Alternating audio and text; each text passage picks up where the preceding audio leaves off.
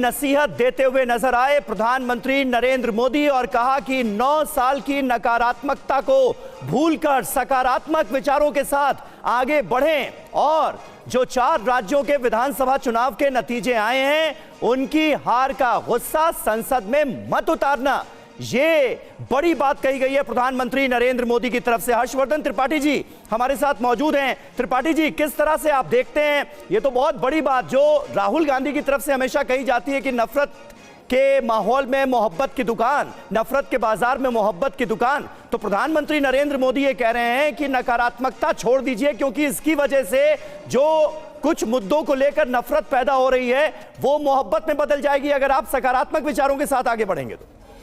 देखिए समीर जी, प्रधानमंत्री नरेंद्र मोदी ने अभी जो कहा है इसको कांग्रेस सुनेगी तो नहीं, क्योंकि उसको ये कैसे लग सकता है कि हमारा विरोधी हमारे भले के लिए बोल रहा हो। लेकिन कहे तो प्रधानमंत्री उनके भले की बात रहे। आप सोचिए, जो राहुल गांधी नफरत के बाजार में मोहब्बत की दुकान खोलने की बात करते हैं जी, उनकी दुकान कहीं दिखी नहीं रही। और जिस तरह से वो पनौती पनौती कह रहे थे, वो रैली में सबको याद होगा, मुस्कुराते अच्छा पनौती, तब जनता उनसे कहां कहां पनौती पूछेगी ये सोचना पड़ेगा। और संसद का सत्र हर बार खुलता है तो उसकी कोई वजह नहीं होती। संयोगवश इस बार न कोई वीडियो आया है, न कोई मुद्दा आया है, न कोई ऐसी चीज है।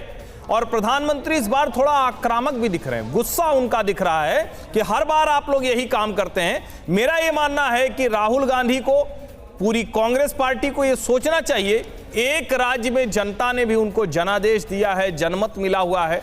अब ये जनमत क्या पॉजिटिव तरीके से वो देखेंगे या फिर नफरत खुद फैलाएंगे, उसका बाजार तैयार करेंगे और तब मोहब्बत की दुकान एक कोने में खोलने का प्रयास करेंगे, ये उनके लिए नुकसानदेह होने वाला है। जी राजेश जी, लेकिन हर्षवर्धन त्रिपाठी जी कह रहे हैं कि कांग्रेस को समझ नहीं आएगा, प्रधानमंत्री भी कह रहे हैं कि आपके लिए भले के लिए मैं कह रहा हूं, भले के लिए ही कह रहे हैं या घेरने की भी कोशिश थी इस तरह से कि विपक्ष अब अगर कोई भी विरोध करेगा तो उसे आम लोग इस तरह से समझे कि ये अपनी हार की खींच मिटा रहे हैं।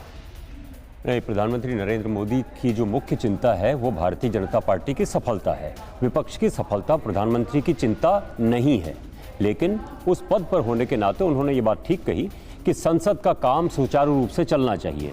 और ये तो जब यूपीए और कांग्रेस थी संसद में, सरकार में, तो भारतीय जनता पार्टी के लिए भी कहती थी कि आप हंगामा करके सत्र को ख़त्म कर देते हैं। लेकिन जो असल मैसेज देना चाह रहे हैं प्रधानमंत्री इस छोटी सी अपनी स्पीच में, उन्होंने जाति जनगणना के बारे में बहुत सटल तरीके से कह दिया कि वो जो 4 उन्होंने जातियां गिनाई, गरीब, महिला, युवा और किसान, इनका जिक्र अभी भी किया है उन्होंने। ये पोटेंशियल एक 2024 के लिए इंडिया गठबंधन के हाथ में एक, इसके तरकश में एक तीर है।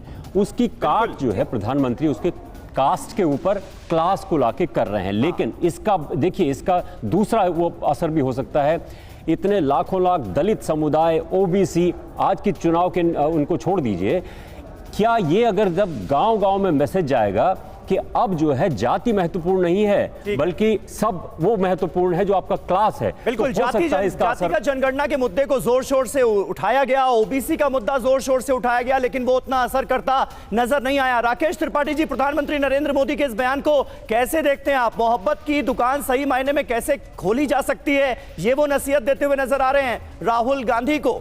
लेकिन कांग्रेस तो कह रही है कि तेलंगाना में खोल दी हमने मोहब्बत की दुकान। देखिए समीर जी, प्रधानमंत्री जी जब भी बात करते हैं तो वो हमेशा कुछ सुझाव भी सामने रखते हैं और बहुत पॉजिटिव अप्रोच के साथ सामने निकल करके आते हैं। उन्होंने हमेशा, कल भी आप अगर देखेंगे, जो बीजेपी मुख्यालय में भाजपा कार्यकर्ताओं को संबोधित करते हुए कह रहे थे, तब भी उन्होंने कल सकारात्मक तौर पर भारतीय जनता पार्टी के कार्यकर्ता कैसे भूमिका निभा सकते हैं इस बारे में भी चर्चा की। आने वाला जो साइक्लोनिक है उसके खतरे कैसे हो सकते हैं। सरकार तमिलनाडु में भले ही हमारी ना हो, लेकिन भारतीय जनता पार्टी के कार्यकर्ता वहां राहत कार्य में जुटे, अगर किसी प्रकार की वहां ऐसी स्थिति बनती है।